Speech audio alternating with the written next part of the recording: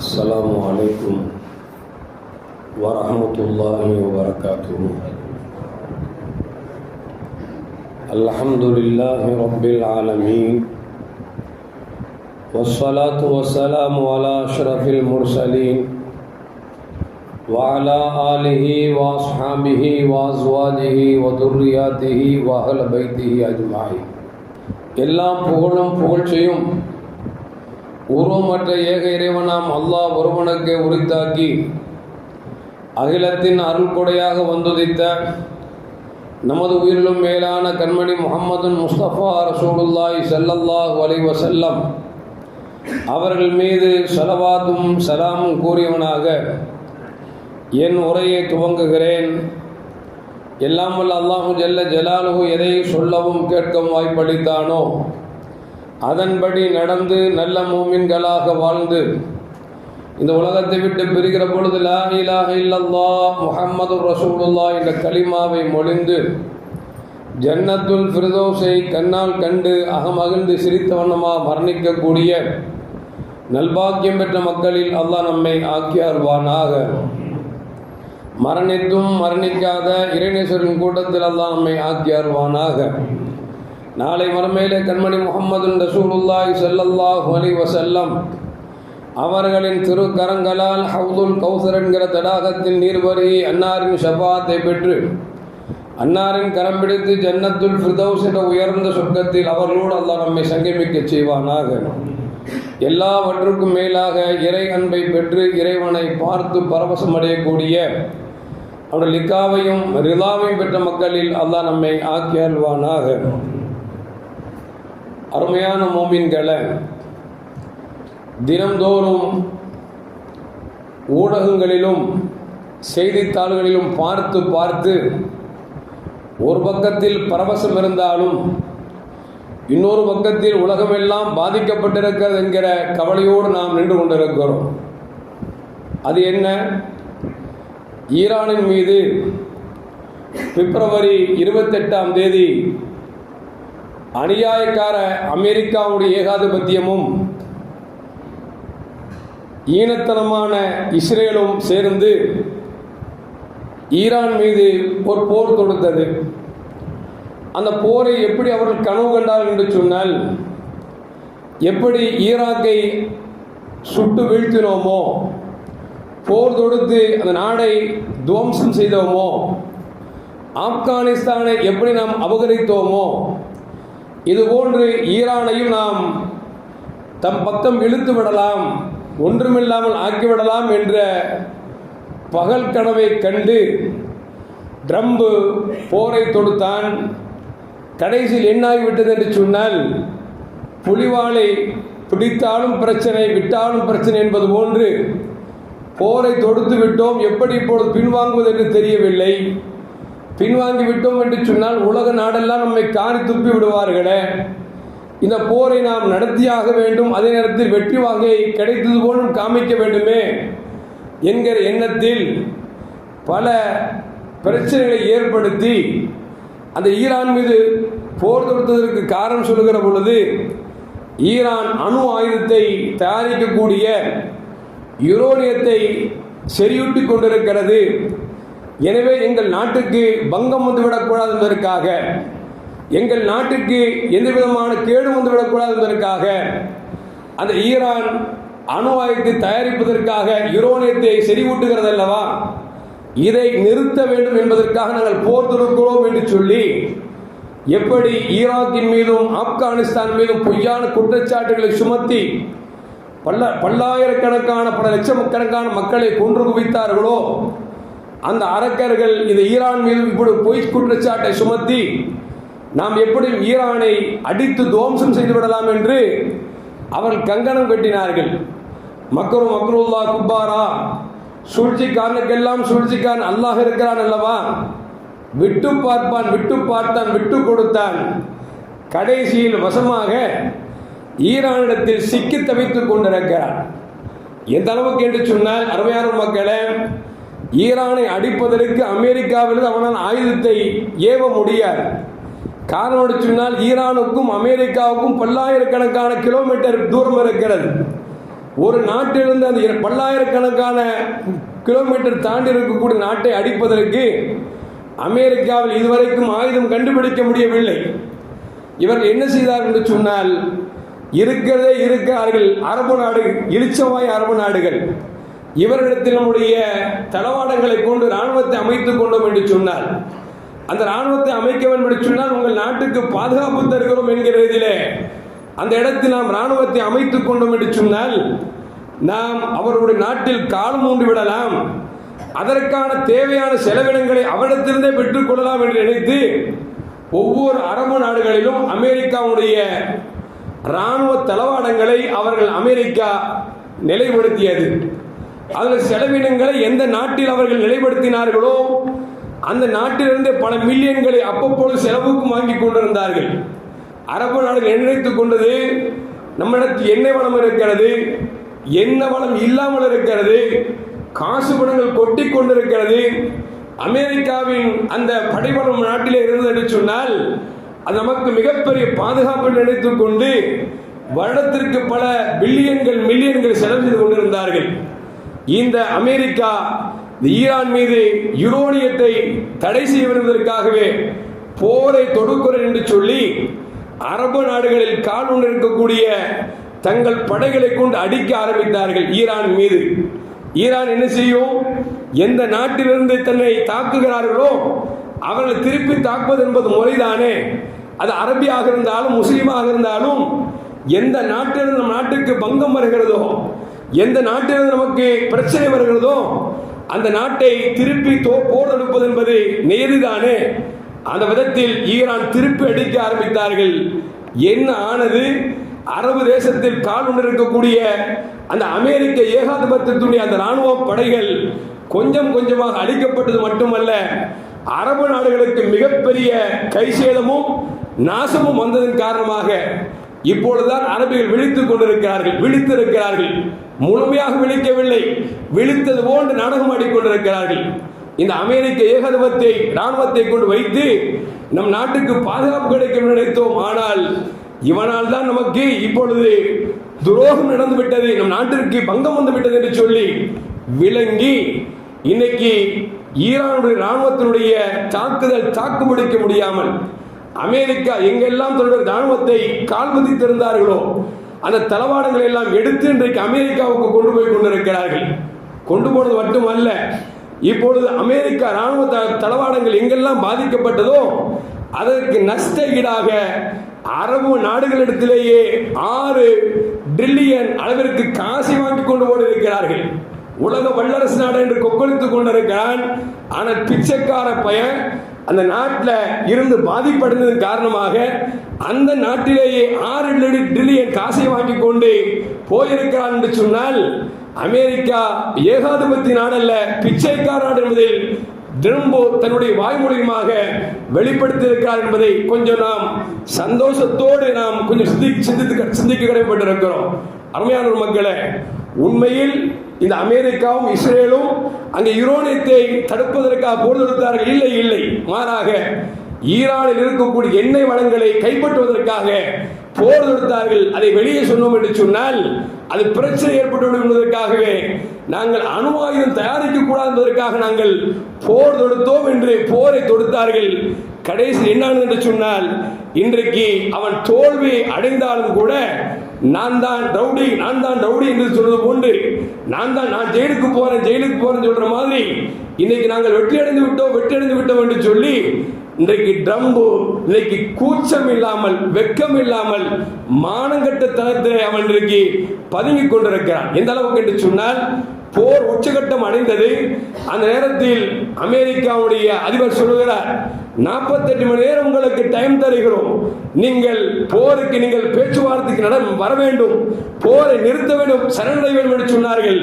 அந்த நேரத்தில் ஈரானுடைய அதிபர் சொல்கிறார், நாங்கள் பேச்சுவார்த்தை நடத்தவில்லை, உங்களுக்கு அடிபணிவது போன்று தெரியவில்லை, போரை தொடுத்து விட்டீர்கள், நிறுத்தக்கூடிய முடிவு எங்கள் கையில் இருக்கிறது, நிறுத்தவா வேண்டாமா என்பது நாங்கள் முடிவெடுக்க வேண்டும், நீ முடிவெடுக்க முடியாது என்று சொல்லி பகிரங்கமாக ஒரு துணிச்சலாக ஒரு செய்தியை வெளியிட்டது. கடைசியில் பார்த்தார்கள், அடித்தார்கள். ஈரான் திருப்பி அடித்தது. அடித்த அடி என்பது சாதாரண அடி அல்ல, அமெரிக்கா தன்னுடைய மில்லியனும் கொட்டி கொடுத்து ராணுவத்தின் மூலமாக ராக்கெட்டுகளையும் ஏரோப்ளேன் ஏவி அந்த ஈரானை அழிக்க வருகிற பொழுதெல்லாம் கொஞ்ச காசிலே, சொற்ப காசிலே தயாரிக்கப்பட்ட ட்ரோன்களால் அமெரிக்கா ஏவி அனைத்து படைகளையும் துவம்சம் செய்தது என்பதையும் வரலாறு நமக்கு குறிப்பிட்டிருக்கிறது. அருமையான மக்களே, ஈரானுக்கு ஏற்பட்ட பாதிப்பை விட அமெரிக்கா ஏவிய ஒவ்வொரு ஏவுகணையும் பிளைட்டும் இருக்கிறது, அது பல பில்லியனுக்கும் மில்லியனுக்கும் பெருமதிப்பிற்குரியது. எல்லாவற்றையும் சொற்ப காசில் தயாரிக்கப்பட்ட ட்ரோன்களால் ஈரான் அடித்து நொறுக்கியது என்பதை நமக்கு செய்தியில் நமக்கு தந்து கொண்டிருக்கிறது. அருமையான மக்களே, அப்படி பார்க்கிற பொழுது இன்றைக்கு இந்த ஈரானுடைய போர் நமக்கு மிகப்பெரிய பாடத்தை நமக்கு கற்றுக் கொடுத்திருக்கிறது. என்னவென்று சொன்னால், அல்லாஹு ஜல்ல ஜலாலுஹு குர்ஆனில் சொல்லுவான், வல்லதீன இதா அஸாபஹும் பகியுஹும் யன்தஸிரூன். அவர்கள் அழிச்சாட்டியம் அவர்கள் அதிகமாகிவிட்டால் அவர்களை கொண்டு நாம் வெற்றி கொடுப்போம் என்று சொல்லி அல்லாஹு ஜல்ல ஜலாலுஹு வசனத்திலே சொல்லி காட்டுகிறான். உண்மையில் அப்படித்தானே. அமெரிக்கா என்கிற அந்த ஏகாதிபத்தியம் இருக்கக்கூடிய ஒவ்வொரு முஸ்லிம் நாடுகளாக அவர் அநியாயம் செய்து கொண்டிருந்தார்கள். இன்றைக்கு மிகப்பெரிய கேவலத்தையும் சோதனைக்கும் உள்ளாக்கப்பட்டிருக்கிறார்கள். எந்த மாற்று கருத்தும் அல்ல. சரி, இந்த போர் என்பது மார்க்கம் வரவேற்கிறதா என்று சொன்னால், கண்மணி முஹம்மது ரசூலுல்லாஹி ஸல்லல்லாஹு அலைஹி வஸல்லம் காலத்து முதல் உலகம் அழிகின்ற வரைக்கும் இஸ்லாத்தை பொறுத்த வரைக்கும் போரை என்றைக்கும் ஆதரவு பண்ணாது, போரை எதிர்பார்க்காது, போர் வரக்கூடாது என்றுதான் இஸ்லாம் சொல்லி தருகிறது. உங்களை அடித்தார்களா, நீங்கள் திருப்பி அடிப்பது உங்களுக்கு வாய்ப்பு இருந்தாலும் கூட அதை விட மன்னித்து விடுவதுதான் சாலச்சிறந்த என்று சொல்லி இஸ்லாம் சொல்லித் தரும். அப்படியே போருக்கு போனாலும் கூட உங்களிடத்தில் யார் சண்டையிடுகிறார்களோ அவர்களுடன் சண்டை போட வேண்டும் தவிர அங்கே இருக்கக்கூடிய பலகீனமான பெரியோர்கள், பெண்கள், குழந்தைகள், அதுபோன்று மரங்கள், செடி கொடிகளை நீங்கள் அழிக்கக்கூடாது என்று மார்க்கம் தெளிவாக சொல்லித் தரும். அப்படிப்பட்ட இஸ்லாம் இன்றைக்கு பல போர்களை சந்தித்துக் கொண்டிருக்கிறது என்று சொன்னால், நபிகள் நாயகம் ஸல்லல்லாஹு அலைஹி காலத்தில் போரை சந்தித்தது என்று சொன்னால் வேறு வழி இல்லாமல் சந்தித்தார் என்பதை வரலாறு நமக்கு சொல்லி காட்டுகிறது. நபிகள் நாயகம் ஸல்லல்லாஹு அலைஹி சொன்ன ஹதீஸை அபூ ஹுரைரா ரலியல்லாஹு தஆலா சொல்வார்கள், வஃப்துல்லாஹி ஸலாஸா, அல்லாஹ்வின் விருந்தாளி என்று சொன்னால் 3 பேர்கள் அல்லாஹ்வின் விருந்தாளி என்று நபிகள் நாயகம் ஸல்லல்லாஹு அலைஹி சொன்னார்கள். அதில் முதலாவது அல் காஸி, போர்க்களத்தில் இருக்கிறாரே இவர் அல்லாஹ்வின் விருந்தாளி என்று நபிகள் நாயகம் ஸல்லல்லாஹு அலைஹி சொன்னார்கள். வல் ஹாஜ் வல் முஅ்தமிர், ஹஜ் செய்பவரும் உம்ரா செய்பவரும் இவர்கள் 3 பேரும் அல்லாஹ்வின் விருந்தாளி என்று பெருமானார் ஸல்லல்லாஹு அலைஹி சொன்னார்கள். போரை வரவேற்கவில்லை, போரை ஆசைப்படவில்லை. ஒருவேளை போர் திணிக்கப்பட்டால் அவர்களுக்கு என்ன பரிசு என்பதை நபிகள் நாயகம் ஸல்லல்லாஹு அலைஹி சொன்னார்கள். அவர் சாதாரணமானவர்கள் அல்ல, அவர்கள் அல்லாஹ்வின் விருந்தாளி என்று கண்மணி முஹம்மது ரசூலுல்லாஹி ஸல்லல்லாஹு அலைஹி சொன்னார்கள். அது மட்டுமல்ல, நபிகள் நாயகம் ஸல்லல்லாஹு அலைஹி தோழர் வந்து கேட்டார், அஜ்ஜுல் அமலி அஃதல், வணக்கங்களில் சிறந்த வணக்கம் எது என்று கேட்ட பொழுது நபிகள் நாயகம் ஸல்லல்லாஹு அலைஹி சொன்னார்கள், ஈமானு பில்லாஹி வ ரசூலிஹி, படைத்த ரப்புல் ஆலமீனை அவனை அறிமுகப்படுத்த வந்த பெருமானார் ஸல்லல்லாஹு அலைஹி அவர்களை ஈமான் கொள்வதுதான் வணக்கத்தில் சிறந்த வணக்கம் என்று கண்மணி முஹம்மது ரசூலுல்லாஹி ஸல்லல்லாஹு அலைஹி சொன்ன பொழுது வந்த தோழர் கேட்டார், சும்மா மாதா, அதற்கு பிறகு எது என்று கேட்டார். நபிகள் நாயகம் ஸல்லல்லாஹு அலைஹி சொன்னார்கள், அல் ஜிஹாது ஃபீ சபீலில்லாஹ், அல்லாஹ்வின் பாதையிலே போர் செய்வதுதான் வணக்கத்தில் சிறந்த வணக்கம் என்று நபிகள் நாயகம் ஸல்லல்லாஹு அலைஹி வஸல்லம் சொல்லி தந்தார்கள். அருமையான மக்களே, அந்த அடிப்படையில் பார்க்கிற பொழுது இன்றைக்கு ஈரான் ஷியா முஸ்லிமாக இருந்தாலும் கூட, சுன்னத் ஜமாத் கொள்கைக்கு அப்பாற்பட்ட கொள்கையாக இருந்தாலும் கூட, நாம் கொள்கை ரீதியிலே அவர் வேறு நாம் வேறு தான். நமக்கும் அவர்களுக்கும் ஏணி வைத்தாலும் வெட்ட முடியாது. இன்ஷா அல்லாஹ் ஒரு வார ஜும்மாவிலே ஷியாக்கள் என்றால் யார் என்று ஒரு நாள் பேசப்படும். ஆனால் இப்பொழுது என்னவென்று சொன்னால், அவர் ஷியாவா சுன்னத் ஜமாத் என்று பார்க்க மாட்டோம். ஏனென்று சொன்னால், அமெரிக்காவும் இஸ்ரேலும் அடிக்கிற பொழுது அவன் ஷியா ஜமாத்தா சுன்னத் ஜமாத்தா என்று பார்க்கவில்லை, அவன் முஸ்லிம் என்கிற ஒரே நோக்கத்தில் தான் நடித்துக் கொண்டிருக்கிறான். எனவே நாம் இப்பொழுது ஈரானை ஆதரித்து பேசுவதுதான் சாலச்சிறந்ததாக இருக்கும், அவர்களுக்கு உதவி செய்வதுதான் சாலச்சிறந்ததாக இருக்கும் என்பதால் நாம் ஈரானை இன்றைக்கு தொட்டு பேசிக் கொண்டிருக்கிறோம். அருமையான மக்களே, அப்படி பெருமானார் ஸல்லல்லாஹு அலைஹி வஸல்லம் அவர்கள் அந்த போர்க்களத்தில் இருக்கக்கூடியவர்களுக்கு இப்படி ஒரு வார்த்தை சொன்னதன் காரணமாகத்தான் இன்றைக்கு அங்குள்ள மக்கள் இன்றைக்கு மிகப்பெரிய வீராவேசத்தோடு நடந்து கொண்டிருக்கிறார்கள். எந்த அளவுக்கு என்று சொன்னால், அருமையான மக்களே, நபிகள் நாயகம் ஸல்லல்லாஹு அலைஹி வஸல்லம் காலத்தில் சஹாபாக்கள் எதை செய்தார்களோ அதை அப்படியே முழுக்க தனக்கு பாடமாக அமைத்துக் கொண்டவர்கள் ஈரானியர்கள் என்பதை நமக்கு வரலாறு நமக்கு சொல்லி காட்டுகிறது. ஒரு கட்டத்தில் உயர் தேசிய பாதுகாப்புடைய கவுன்சிலருடைய செயலாளர் அலி லாரி ஜிலானி என்று சொல்லக்கூடிய ஒரு உயர் பதவியில் இருக்கக்கூடியவர் ஈரானுடைய உச்சபட்ச தலைவர் என்று சொல்லக்கூடிய கொமைனி இடத்தில் வருகிறார். வந்து உங்களிடத்தில் செய்தியை பேச வந்திருக்கிறேன் என்று சொல்கிறார். கொமைனி சொல்லுங்கள் என்று சொல்கிறார். சொல்ல வந்த செய்தியை சொல்வதற்கு தயக்கத்தோடு அந்த லாரி ஜிலானி என்று சொல்லக்கூடிய அந்த உயர் பதவியில் இருக்க தயக்கத்தோடு இருக்கிறார். சொல்லுங்கள் என்று சொல்லும் பொழுது கொஞ்ச நேரம் கழித்து விட்டு பெருமூச்சு விட்டு சொல்லுகிறார், தலைவர் அவர்களே, நாட்டுக்கு நீங்கள் தேவை, எங்களுக்கு ராணுவ படைத்தளபதியாக நீங்கள் இருக்கிறீர்கள், நாட்டினுடைய தலைவராக இருக்கிறீர்கள், உச்சபட்ச தலைவராக இருக்கிறீர்கள், நீங்கள் எங்களுக்கு அவசியம். ஆனால் ஒரு செய்தி வந்து கொண்டிருக்கிறது, உங்களை கொலை செய்வதற்காக திட்டமிட்டு விட்டார்கள். நீங்கள் எங்கே இருக்கிறீர்களோ அதை குறித்து அடிப்பதற்கு எல்லாம் தயாராகிவிட்டது. எனவே இந்த தகவல் எனக்கு வந்துவிட்டது. நீங்கள் என்ன செய்ய வேண்டும் என்று சொன்னால், உங்களுக்கு பாதுகாப்பான பதுங்கு குழிகளை ஏற்பாடு செய்திருக்கிறோம். எந்த குண்டை போட்டாலும் தாக்க முடியாத அளவிற்கு ஒரு இடத்தை நாங்கள் தயார் செய்திருக்கிறோம். நீங்கள் வந்து நீங்கள் பாதுகாப்பாக இருக்குமாறு அன்போடு கேட்டுக்கொள்கிறேன் என்று சொல்லி உயர் பதவியில் இருக்கக்கூடிய லாரி ஜிலானி என்று சொல்லக்கூடிய அந்த அதிகாரி சொல்லுகிறார். கொஞ்ச நேரம் கழித்து விட்டு கொமைனி கேட்டார், நான் என்ன பதில் சொல்ல போகிறேன் என்று நீங்கள் என்ன நினைக்கிறீர்கள் என்று கேட்கிறார். அப்பொழுது அதிகாரி சொல்லுகிறார், என்ன நீங்கள் சொல்லுவீர்கள், நான் வரமாட்டேன் ஒழிய மாட்டேன் என்று சொல்வீர்கள் என்று எனக்கு தெரியும் என்று சொல்லி அந்த உயர் பதவியில் இருக்கிற சொல்லுகிறார். அப்பொழுதுதான் கொமைனி சொன்னாராம், நான் மக்களிடத்திலே போர் செய்யுங்கள் என்று சொல்லிவிட்டு நான் பதுங்கு குழியில் போய் படுத்துக் கொண்டேன் என்று சொன்னால் போர்க்களத்தில் இருக்கக்கூடிய சிப்பாய்கள் என்ன நினைப்பார்கள்? எனவே சிப்பாயோடு நிற்பேனே தவிர துப்பாக்கி பயப்பட மாட்டேன், நான் களத்தில் நிற்பேன் என்று சொல்லி அவர் நின்று சொன்னார். சொன்னது மட்டும் சொன்னார், நாம் எப்படிப்பட்ட பரம்பரை தெரியுமா? சரி, நான் அலியுல் கர்ரமல்லாஹு பரம்பரை வந்திருக்கிறோம். கர்பலா என்கிற யுத்தம் நடந்த பொழுது இமாம் ஹுசைன் ரலியல்லாஹு அவர்கள் கொல்லப்படுவார் என்று பெருமானார் ஸல்லல்லாஹு அலைஹி அவர்களால் முன்னேற்பாடாக சொல்லப்பட்டிருந்தும் கூட இமாம் ஹுசைன் ரலியல்லாஹு அவர்கள் நீளம் கேட்க சென்று அவர்களுக்கு உலகத்தில் பாதுகாப்பு படையில் என்று சொன்னாலும் வானத்தில் அல்லாஹ்வால் பாதுகாப்பு படைகள் இருக்கிறது என்பதை நம்பி அவர்கள் சென்று அவர்கள் அங்கே மக்களுக்கு போரிட்டார்களா இல்லையா? அப்படிப்பட்ட பரம்பரை வந்திருக்கக்கூடிய நாம் இவன் அடித்துக் கொள்வான் என்பதற்காக நான் பங்கரில் போய் நான் பயந்து ஒழிவது அது வெட்கக்கேடான விஷயம், நான் மாட்டேன் என்று சொல்லிவிட்டார். மக்களே, கொள்கை நமக்கும் அவருக்கும் வித்தியாசம் இருந்தாலும் கூட அவர்களுடைய படிப்படை நாம் எடுக்க வேண்டிய கடப்பாடு இருக்கிறது. அப்படி சொல்லி முடித்துவிட்டு அந்த உயரதிகாரி வீட்டை விட்டு சென்று விட்டார். வீட்டில் இருக்கக்கூடிய மனை மக்களை அழைக்கிறார், கொள்கிறார், குவை கேட்கிறார், இப்பொழுது என்னோட உயிருக்கு ஆபத்து வந்து விட்டது, என்னை கொண்டு விடுவார்கள், நான் கழகத்தோடு ராணுவ அதிகாரிகளோடு நிற்க இருக்கிறேன், நீங்கள் வேண்டால் உங்களுக்கு பாதுகாப்பான இடம் இருக்கிறது, அங்கே போய் தஞ்சமடைந்து கொள்ளுங்கள் என்று சொன்ன பொழுது மனைவி மக்களும் பேரப்பிள்ளையும் சொன்னார்களாம், நீங்கள் எங்கே இருக்கிறீர்களோ அங்கே நாங்கள் இருப்போம், நீங்கள் உயிரோடு இருந்தால் அந்த உயிர் எங்களுக்கு தேவை, நீங்கள் செத்துவிட்டால் நாங்களும் சாவருக்கு சமமாக இருக்கிறோம் என்று சொல்லி அந்த குடும்பமும் சொன்னது.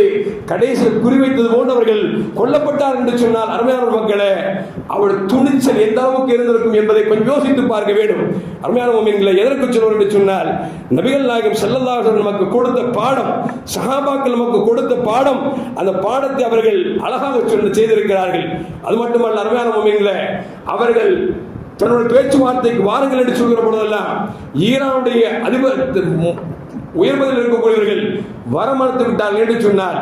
அமெரிக்கா என்பது ஒரு நாசக்கார ஒரு நாடு என்பது மட்டுமல்ல, மோசக்கார ஆட்சியாளர்கள் ஆட்சி கொண்டிருக்கிறார்கள். ஏனென்று சொன்னால் ஒரு கட்டத்தில் ஓமன் தலைவர் மூலியமாக பேச்சுவார்த்தை நடந்து கொண்டிருக்கிறது, கையெழுத்து போட ரெடியாக இருக்கிறார்கள். அந்த நேரத்தில் 2 மிகப்பெரிய தாக்குதலை ஏற்படுத்தி கொலை செய்த கொலகார கும்பல் அமெரிக்கா. எனவே நாங்கள் பேச்சுவார்த்தை நடத்த மாட்டோம் என்று சொன்னார்கள். காரணம் என்ன? கர்மணி முஹம்மது ரசூலுல்லாஹி ஸல்லல்லாஹு அலைஹி சொல்வார்கள், லா யுல்தகுல் மூமின் மின் ஹுஜ்ரின் வாஹிதின் மர்ரத்தைனி, ஒரு மூமின் ஒரு பொந்தில் 2 தடவை கொட்டு வாங்க மாட்டான் என்று சொன்னார்கள். ஒரு மனுஷன் போறான், ஒரு பொந்து இருக்குது, கை வச்சாரு, பாம்பு கொட்டிடுச்சு வச்சுங்களேன், நல்ல மனுஷனா இருந்தா திருப்பி கொண்டு கை வைப்பானா? இதுல என்ன கடிச்சிச்சு பாக்குறதுக்கு? ரசூல் சொல்றாங்க, ஒரு மூமின் ஒரு பொந்தில் 2 தடவை கொட்டு போட மாட்டான் என்ற ஹதீஸின் அடிப்படையில் அவன் பேச்சுவார்த்தைக்கு வா வா என்று அழைக்கிறான். வர முடியாது என்று ஈரான் சொல்லுகிறது. ஏன் தெரியுமா? நீ ஏற்கனவே பித்தலாட்டக்காரன், மோசக்காரன், வாக்குறுதி மீறியவன். நாங்கள் ஒப்பந்தம் பேசிக் கொண்டிருக்கிற பொழுது எங்கள் மக்களை கொன்று குவித்தாயே, 180 குழந்தைகள் மீது குண்டை போட்டு அடித்தாயே, உன்னிடத்தில் எனக்கு என்ன பேச்சுவார்த்தை இருக்கிறது என்று சொல்லி அவர்கள் பேச்சுவார்த்தைக்கு போகாததற்கு காரணம் கண்மணி முகமது ரசூலுல்லாஹி ஸல்லல்லாஹு அலைஹி வஸல்லம் அந்த ஹதீஸ் என்பதை நாம் மறந்துவிடக் கூடாது. அது மட்டுமல்ல அருமையான முஃமின்களே, போர் என்பது தந்திரமானது. உண்மையில் ஈரான் அப்படி செய்திருக்கிறது. சமீபத்தில் முந்தா நாள் நினைக்கிறேன், அரபு நாடுகளுக்கு மத்தியிலே ஒரு ட்ரோனை அனுப்பியிருக்கிறது. அரபு நாடு என்ன செய்துவிட்டது என்று சொன்னால், ஈரான் நம்ம மீது பலத்தமான குண்டை போடப் போகிறது நினைத்துக் கொண்டு அவர்கள் பல 100 மில்லியன் அளவிற்கு உண்டான மதிப்புள்ள ஒரு ராக்கெட்டை கொண்டு அடித்திருக்கிறார்கள். கடைசியில் பார்த்தா அது வெறும் 1க்கு மேலா டோன். அந்த டோனை அடிப்பதற்கு 100 பில்லியன் அளவிற்கு செலவு மதிப்பு கொண்ட ஒன்றை செலவழித்திருக்கிறார்கள் என்று சொன்னால், நபிகள் நாயகம் ஸல்லல்லாஹு அலைஹி வஸல்லம் அல் ஹர்ப் ஹிதாத்துன், போர் இருக்கிறது அது தந்திரம் என்று சொன்னார்கள். உண்மையில் அப்படி அந்த ஹதீஸை அவர்கள் ஃபாலோ பண்ணியிருக்கிறார்கள் என்பதையும் ஒரு வரலாறு சொல்லி காட்டுகிறது. அருமையான முஃமின்கள், அது மட்டுமல்ல, போர் தொடங்குகிற பொழுது முன்னேற்பாடு நாம் செய்ய வேண்டும் தவிர எடுத்தோம் கவிழ்த்தோம் என்று நாம் செய்துவிடக் கூடாது. ஒரு போர் தொடுக்கிறார், அடிக்கிறார் என்று சொன்னால், நாம் திருப்பி அடிக்க போகிறோம் என்று சொன்னால் அவன் யார், அவன் பின்பலம் என்ன என்பதை நாம் சிந்தித்தோம் என்று சொன்னால் அதற்கு தகுந்த வழி ஏற்படுத்தலாம். இல்லை என்று சொன்னால் தோல்விதான் மிஞ்சும் என்பதில் இந்த மாற்று கருத்தும் அல்ல. அருமையான முஃமின்களே, நபிகள் நாயகம் ஸல்லல்லாஹு அலைஹி வஸல்லம் காலத்தில் பெருமானார் ஸல்லல்லாஹு அலைஹி வஸல்லம் அவர்கள் என்ன செய்தார்கள் என்று சொன்னால், முஹம்மது பின் ஹாரிஸ் பின் உமைர் என்று சொல்லக்கூடிய ஒரு தோழரை பெருமானார் ஸல்லல்லாஹு அலைஹி வஸல்லம் என்ன செய்தார்கள் என்று சொன்னால், ஒரு நாட்டிற்கு தூதுவராக அனுப்பியிருந்தார்கள். இஸ்லாத்துக்கு வாருங்கள், இஸ்லாம் உங்களுக்கு அற்புதமான மார்க்கம் என்று சொல்லி ஒரு கடிதாசியை கொடுத்து அனுப்பினார்கள். இவர் அந்த ஊருக்கு செல்கிறார். அப்படி சொல்லுகிற பொழுது சுரஹபில் என்று அம்ர் என்று சொல்லக்கூடிய ஒரு மனிதன் இந்த நாட்டின் தூதுவரை கொலை செய்து விட்டார். பெருமானார் ஸல்லல்லாஹு அலைஹி வஸல்லம் கோபம் வந்து விட்டது. ஒரு நாட்டின் மூலியமாக தூதர் அனுப்பியிருக்கிறோம், மரியாதை இல்லாமல் கொண்டு விட்டார் என்பதற்காக பெருமானார் ஸல்லல்லாஹு அலைஹி வஸல்லம் நினைச்சார்கள் என்று சொன்னால் 3000 சஹாபாக்கள் ஏற்பாடு செய்து பெருமானார் ஸல்லல்லாஹு அலைஹி வஸல்லம் மூத்தாய்ங்கிற யுத்தத்திற்கு தயாராக்குகிறார்கள். எதிரில் எத்தனை பேர் என்று சொன்னால் 2 லட்சம் பேர்கள் அவர்கள் இருக்கிறார்கள். இந்த நேரத்தில் பெருமானார் செல்வர்கள் 3000 பேரை தயார் செய்துவிட்டு பெருமானார் சொன்ன வார்த்தை யகுசு பிஸ்மில்லா, போரை தொடங்குகிற பொழுது அல்லாஹ் உன் பெயரை கொண்டு தொடங்குகிறேன் என்று நீங்கள் தொடங்க வேண்டுமே தவிர ஆயுதம் இருக்கிறது, படை இருக்கிறது, பலம் இருக்கிறது என்ற அந்த மப்பிலே மம்மதையில நீங்கள் இறங்கிவிடக் கூடாது. பிஸ்மில்லா என்று சொல்லி நீங்கள் போரை தொடங்க வேண்டும். சொல்லிவிட்டு சொன்னார்கள், மன் கஃபர பில்லா, போர் யார் தொடங்க வேண்டும் என்று சொன்னால் யார் அல்லாஹ்வை நிராகரிக்கிறார்களோ காபிரிடத்தில் நீங்கள் போரை தொடங்க வேண்டும். சொல்லிவிட்டு சொன்னார்கள், லா தகுதிரு வலா தகுலு, அவர்கள் அடித்தால் நீங்கள் திருப்பி அடிக்க வேண்டும் தவிர அதை விட்டு வரம்பு மீறக்கூடாது என்று பெருமானார் ஸல்லல்லாஹு அலைஹி வஸல்லம் சொல்லிவிட்டு சொல்கிறார்கள். வலா தக்துரு வலீதன் வலா இம்ராத்தன், எந்த குழந்தைகளையும் பெண்களையும் கொல்லக்கூடாது என்று பெருமானார் ஸல்லல்லாஹு அலைஹி வஸல்லம் சொல்லிவிட்டு சொல்கிறார்கள். வலா கபீரன் ஃபானியன், வயது முதிர்ந்த பெரியவனையும் கொல்லக்கூடாது என்று நபிகள் நாயகம் ஸல்லல்லாஹு அலைஹி வஸல்லம் சொல்கிறார்கள். அவர்கள் வணங்கும் ஆலயங்களையும் நீங்கள் இடிக்க கூடாது, அதுபோன்று இருக்கக்கூடிய மரம் செடிகளை வெட்டக்கூடாது என்று போருக்கு செல்லக்கூடிய சஹாபாக்களுக்கு பெருமானார் ஸல்லல்லாஹு அலைஹி வஸல்லம் சொல்லி அனுப்புகிறார்கள். அருமையான முஃமின்களே, அப்படி அனுப்புகிறபடி சொன்னார்கள், இந்த போருக்கு தலைமையாக முதலாக ஸைத் இப்னு ஹாரிஸா அவர்கள் கொடியை பிடிப்பார்கள். அவர் கொல்லப்பட்டு விட்டால் ஜாஃபர் இப்னு அபீ தாலிப் அவர்கள் ரலியல்லாஹு அன்ஹு அவர்கள் கொடி பிடிப்பார்கள். அவர்களும் கொல்லப்பட்டு விட்டால் அப்துல்லாஹ் இப்னு ரவாஹா ரலியல்லாஹு அன்ஹு கொடி பிடிப்பார்கள் என்று சொல்லி நபிகள் நாயகம் ஸல்லல்லாஹு அலைஹி வஸல்லம் சொல்கிறார்கள். இம்மூவரும் கொல்லப்பட்டு விட்டால் உங்களில் ஒரு தலைவரை நீங்களே தேர்ந்தெடுத்து வெற்றி வாகை சூடுங்கள் என்று நபிகள் நாயகம் ஸல்லல்லாஹு அலைஹி வஸல்லம் சொன்னார்கள். சொன்னது போன்று எல்லா சஹாபாக்களும் சென்றார்கள். முதலாக ஸைத் இப்னு ஹாரிஸா அவர்கள் வெள்ளை நிற கொடியை பிடித்துக் கொண்டு போர்க்களத்தில் இறங்குகிறார்கள். பெருமானார் ஸல்லல்லாஹு அலைஹி வஸல்லம் மதீனாவில் இருந்து கொண்டு இந்த போர் நடக்கிறது. கிட்டத்தட்ட அரபு நாடுகளுக்கு அப்பாற்பட்ட ஒரு ஊரில் நடக்கிறது.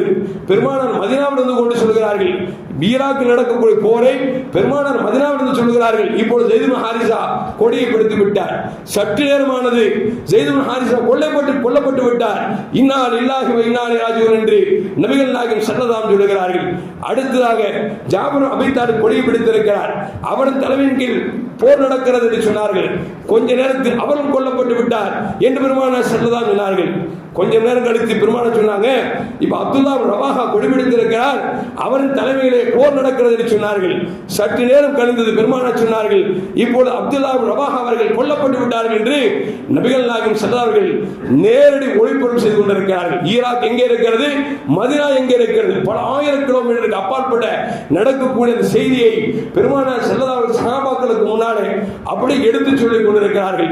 இப்போது காலித் பின் வலீத் கொடியை பிடித்திருக்கிறார் என்று பெருமானார் சொல்லி அந்த போர்க்களத்தில் வெற்றியும் கிடைத்து விட்டது என்று நபிகள் நாயகம் ஸல்லல்லாஹு சொன்னார்கள். அருமையான மக்களே, எதற்கு சொல்வார்கள் என்று சொன்னால், ஒரு தலைவர் மரணித்து விட்டால் அதற்கு பிறகு நாம் ஆலோசனை செய்து இவரை தலைவராக்கலாமா அவரை தலைவராக்கலாமா என்று செய்வதற்குள் எதிரி உள்ள பூந்து அடிச்சிருவோம். அப்போ இன்ன தலைவர் கொல்லப்பட்டால் இன்ன தலைவர், இன்ன தலைவர் கொல்லப்பட்டார் இன்ன தலைவர், இன்ன தலைவர் கொல்லப்பட்டால் நீங்கள் ஆலோசனை செய்து ஒரு தலைவர் தேர்வு சொன்னார்களே, இதை ஈரான் சரியாக செய்திருக்கிறது. அருமையான மக்களே, உச்சபட்ச தலைவர் ஆயத்துல்லா குமைனி என்று சொல்லக்கூடிய அவர் 1979 ஈரானை அடித்தது. கிட்டத்தட்ட 8 வருடங்கள் சண்டை நடந்தது. அந்த சண்டையில் அவருக்கு கிடைத்த பாடம் என்று சொன்னார், எப்படி அமெரிக்கா ஈராக் மீது போர் தொடுத்து சதாம் ஹுசைன் கொல்லப்பட்ட பிறகு தலைமைத்துவம் இல்லாமல் நாடு ஒன்றுமில்லாமல் போனதோ, இதை வைத்து ஈரான் பாடம் படித்துக் கொண்டது. நான் இறந்து விட்டால் எனக்கு அடுத்த தலைவர், நான் இறந்து விட்டால் அதுக்கு அடுத்த தலைவர் என்று சொல்லி 5 தலைவர் ஏற்பாடு செய்து மட்டுமல்ல, ஆயத்துல்லா குமைனி என்று சொன்னார், ஈரான் என்கிற நாடை 31 மாகாணமாக பிரித்து ஒவ்வொரு மாகாணத்திலும் 5 தலைவர் உருவாக்குகிறார். எந்த மாகாணம் அடிபட்டாலும் இன்னொரு மாகாணம் அவரை தாக்குவதற்காக 30 மாகாணத்தை ஏற்படுத்தி ஒவ்வொரு மாகாணத்திலும் 5 தலைவர்களை வைத்ததன் காரணமாக இன்றைக்கு அமெரிக்கா திண்டாடுகிறது. யார்கிட்ட பேசுறது தெரியல. ஆயத்துல்லா குமைனி செத்து போயிட்டா ஈரானை ஆட்சியாளர் என்று சொல்லி வா வா என்று கூட்டார் என்று சொல்லி கிறுக்கு போய் உடம்பிட்டு இருந்தான். இப்ப சொல்றான் யார்கிட்ட பேசுன்னு தெரியல. ஏன்னா 31 மாகாணத்திலும் அடிக்கிறார்கள். என்ன செய்வது தெரியாம புலம்பிக் கொண்டிருக்கிறார் என்று சொன்னார்.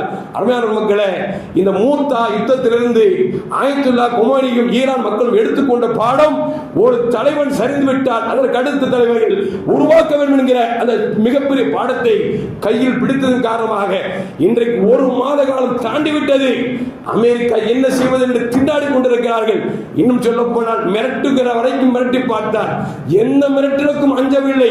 இவன் மிரட்ட மிரட்ட அவர்கள் திருப்பி மிரட்ட ஆரம்பித்தார்கள். எந்த அளவுக்கு என்று சொன்னால், ஹோர்முஸ் என்று சொல்லக்கூடிய ஜலசந்தியை அவர்கள் இன்றைக்கு மூடி வைத்துக் கொண்டார்கள். ஹோர்முஸ் ஜலசந்தி என்பது கிட்டத்தட்ட அந்த பல நாடுகளுக்கு எண்ணெய் செல்லக்கூடிய கடல் வழி பாதை, அந்த பாதை இந்த நாட்டின் வழியாகத்தான் போக முடியும். இப்போ அடைத்ததன் காரணமாக இன்றைக்கு எல்லா நாடும் திணறிக் கொண்டிருக்கிறது. பார்க்கிறோம் அல்லவா, கேஸ் கிடைக்கவில்லை. நம்ம நாட்டில் கேஸ் கிடைக்கல. நம்ம சொல்றான் எங்க கேஸ் கிடைக்கல, கேஸ் கிடைக்கலன்னா கக்கூசில போட்டு பைப்பை மாட்டி அடுப்பை பார்த்துங்க எல்லாம் கூட கேவலம் போயிட்டாம்பா. எதுக்கு சொல்லுவார் அப்படின்னா, இன்னைக்கு நாடு ரொம்ப மோசமா போயிட்டு இருக்கு. இந்த அளவுக்கு இன்றைக்கு ஜலசந்தியை மூடி வைத்ததன் காரணமாக இன்றைக்கு அமெரிக்கா என்னெல்லாமோ செஞ்சு பார்க்கிறான், ஒண்ணு செய்ய முடியல. என்ன காரணம் அப்படின்னா, இன்னைக்கு ஈரான் பணிகிறத தவிர வேறு வழி இல்லைங்கிற அளவிற்கு இன்றைக்கு அமெரிக்கா இன்றைக்கு சூழ்நிலை மிக மோசமா போய் கொண்டிருக்கிறது. நம்ம ஒரு கதை படிச்சோம். ஒரு மிகப்பெரிய அறிவாளி ட்ரெயின் டிக்கெட் எடுத்து ட்ரெயின்ல ஏறிட்டாராம். ஏறின உடனே செக்கர் வந்தார். டிக்கெட் எங்கேயா அப்படின்னு அவர் டிக்கெட்டை தேடுறான். அப்ப பார்த்தான் செக்கர் சொன்னா, சார் நீங்க அறிவாளி எனக்கு தெரியும், ரொம்ப ஃபேமஸ், நீங்க டிக்கெட் கிடைக்காடும் பரவாயில்ல, நீ உட்காருங்க. உடனே இல்ல அவன் திருப்பி தேடுறான். என்ன தேடுறீங்க அப்படின்னு அவன் சொன்னா, சார் டிக்கெட் கிடைச்சாதான் எந்த ஊருக்கு போய் இறங்கணும் எனக்கு தெரியும் அப்படின்னா. டிக்கெட் கிடைச்சாதான் எந்த ஊருக்கு போய் இறங்கணும் எனக்கு தெரியும். அதனால டிக்கெட் உங்கள்கிட்ட காமிக்கணும் இல்லையோ, அந்த டிக்கெட் தானே வீட்டுக்கு போய் சேர முடியும் சொன்னாங்க. அந்த மாதிரி இன்னைக்கு அமெரிக்கா ஏகாதிபத்தியம் தொட்டு விட்டது, போரை தொடுத்து விட்டது. இன்னைக்கு பின் வாங்குவதற்கு யோசித்துக் கொண்டு அப்படி இப்படி சமாளித்துக் கொண்டிருக்கிறார்கள். அருமையான மக்களே, எதற்கு சொல்வார்கள் சொன்னால், பெருமானார் ஸல்லல்லாஹு எந்த வழியை நமக்கு காட்டி தந்தார்களோ அந்த வழியை நாம் பின்பற்றி நடந்தோம் என்று சொன்னால் உண்மையில் இந்த சமூகம் எக்காரணத்தை கொண்டும் கேவலப்படுத்தப்பட மாட்டார் என்பதில் எந்த மாற்று கருத்தும் அல்ல.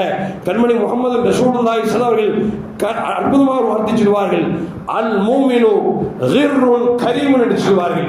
மூமின்கள் இருக்கிறார்களே ஏழையாக இருப்பார்கள், ஆனால் கண்ணியமானவர்களாக இருப்பார்கள். எப்படிங்க? மூமின்கள் கண்ணியமானவர்களாக இருப்பார்கள், ஏழையாக இருப்பார்கள். வல் முனாஃபிகு ஹிப்புன் லைமுன் என்று சொன்னார்கள். முனாஃபிக் இருக்கிறானே, யூத பையன் இருக்கிறானே, நசாரா இருக்கிறானே, இவன் மனசுக்குள்ள நயவஞ்சகத்தை வச்சுட்டே இருப்பான், நயவஞ்சகத்தை வச்சுட்டே இருப்பான், மிக மோசமானவனாக இருப்பான் என்று நபிகள் நாயகம் ஸல்லல்லாஹு அலைஹி சொன்னார்களே. உண்மையில் அந்த அடிப்படையில் பார்க்கிற பொழுது இன்றைக்கு ஈரானை பற்றி பலரும் பேசுகிறார்கள். எந்த அளவுக்குன்னா, ஆயத்துல்லா கொமைனி இருந்திருந்தாருன்னா இன்னைக்கு அரபு நாடுகளுக்கு சேதம் வந்தது அல்லவா, அதை கூட சேதப்படுத்தி விட்டு இருக்க மாட்டார். என்று சொன்னார், அவர் ஒரு மார்க்க அறிஞர் என்பதால் ஒரு முஸ்லிமுடைய சொத்துக்களை சூறையாடுவதை உண்மையில் விரும்பியிருக்க மாட்டார். ஆனால் அதற்கு கீழ் உள்ளவர்கள் என்னதான் இருந்தாலும் தலைமை கொல்லப்பட்டு விட்டார்கள், நம்ம மீது அநியாயமாக போராட்டு விட்டார்கள் என்ற ஒரு வேட்கையின் காரணமாக இன்றைக்கு அரபு நாடுகளுக்கு பல சேதம் வந்திருக்கிறது என்று சொன்னால், அருமையான முஸ்லிம்களே, இனிமேலாவது அரபு நாடுகளும் சரி, முஸ்லிம்களும் சரி, கண்மணி முகமது ரசூலுல்லாஹி ஸல்லல்லாஹு அலைஹி வஸல்லம் எதை சொன்னார்களோ, எதை வாழ்ந்து காமித்தார்களோ, நமக்கு வரலாறாக நமக்கு வடிக்கப்பட்டிருக்கிறதோ அதை எடுத்து நடந்தோம் என்று சொன்னால் நாம் தான் இந்த உலகத்தில் ஜெயசீலர்கள், வெற்றியாளர்கள். அல்லாஹ் சொல்வான், அன்துமுல் ஆலோன் இன் குன்தும் மூமினீன், நீங்கள் மூமின்களாக இருந்தால் உங்களை வெல்வதற்கு உலகத்தில் எவனும் இல்லை. நீங்கள் மூமின் முனாஃபிக்குகளாக இருந்தால் உங்களை அடிப்பதற்கு பெரும் ஆயுதம் தேவையில்லை, உங்களுக்கு மத்தியிலே கிளர்ச்சி ஏற்படுத்தி நாசப்படுத்துவார் என்பதை நமக்கு நபிகள் நாயகம் ஸல்லல்லாஹு அலைஹி சொல்லித் தருகிறார்கள். அருமையான மக்களே, அமெரிக்காவும் இஸ்ரேலும் சேர்ந்து இன்றைக்கு ஈரானில் குழப்பத்தை ஏற்படுத்தலாம் நினைத்தார்கள். ஆனால் மக்களுல்லாஹ் குப்பாரா, சூழ்ச்சிக்காரனுக்கெல்லாம் சூழ்ச்சிக்காரன் அல்லாஹ் இருக்கிறான். இன்றைக்கு அமெரிக்காவிலே உள்நாட்டு குழப்பம் அதிகரித்து விட்டது, இஸ்ரேலிலே உள்நாட்டு குழப்பம் அதிகரித்து விட்டது. எந்த அளவுக்கு என்று சொன்னால், ட்ரம்ப் பயணிக்கக்கூடிய காரை கொளுத்திருக்கிறார்கள் என்று நமக்கு செய்தியை பார்க்கிறோம் என்று சொன்னால், அவன் நினைத்தான் ஈரானை துண்டாட வேண்டும், உள்நாட்டு குழப்பத்தை ஏற்படுத்த நினைத்தான். ஆனால் அவன் நாட்டிலே இன்றைக்கு உள்நாட்டு குழப்பம் நடந்து இன்றைக்கு ஈரான் மீது எல்லோருக்கும் ஒரு நல்ல அபிப்பிராயம் வந்திருக்கிறது. எல்லாம் வல்ல அல்லாஹ் ஜல்ல ஜலாலுஹு முஸ்லிம்களை என்றைக்கும் கண்ணியத்தோடு வாழக்கூடிய மக்களாக அல்லாஹ் ஆக்கி அருள்வானாக. அஸ்ஸலாமு அலைக்கும் வரஹ்மத்துல்லாஹி வபரகாத்துஹு.